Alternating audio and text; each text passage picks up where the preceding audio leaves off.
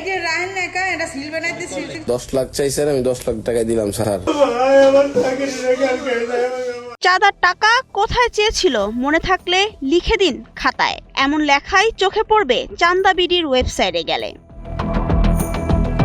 ঘুষের অভিযোগ নথিভুক্ত করার উদ্যোগের পর এবার চাঁদাবাজির তথ্য সংরক্ষণ ও প্রকাশের জন্য চালু হয়েছে chandaBidi.com নামের একটি ওয়েবসাইট। প্ল্যাটফর্মটি জানিয়েছে, চাঁদাবাজি, অবৈধ অর্থ দাবি ও সেবা বা কাজকে কেন্দ্র করে আর্থিক হয়রানির অভিজ্ঞতা নথিবদ্ধ করার লক্ষ্য নিয়ে চালু হয়েছে chandaBidi.com।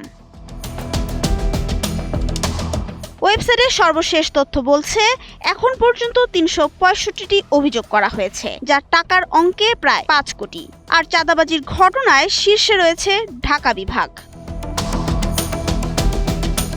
প্ল্যাটফর্মটিতে নাগরিকরা নাম পরিচয় প্রকাশ না করেই তথ্য জানাতে পারবেন। অভিযোগের সঙ্গে ঘটনার এলাকা, সময়, সংশ্লিষ্ট খাত বা ঘটনার ধরন, দাবিকৃত অর্থের পরিমাণ এবং ঘটনার সংক্ষিপ্ত বিবরণ দেওয়ার সুযোগ থাকবে। তবে এটি নাগরিকদের অভিজ্ঞতা প্রকাশের জন্য উন্মুক্ত।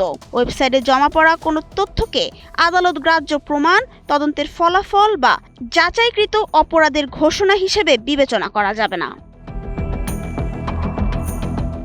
দেশের বিভিন্ন এলাকায় চাঁদাবাজি, অবৈধ অর্থ দাবি এবং সেবা বা কাজের ক্ষেত্রে আর্থিক হয়রানির অভিজ্ঞতা নথিবদ্ধ করতেই প্ল্যাটফর্মটি গুরুত্বপূর্ণ ভূমিকা রাখবে বলে ধারণা করা হচ্ছে। সম্প্রতি ঘুষের আদান প্রদানের চিত্র তুলে ধরার জন্য ঘুষ.সাইট নামক একটি ওয়েবসাইট আলোচনার জন্ম দিয়েছিল। নাবিলা রহিম, সময়ের আলো।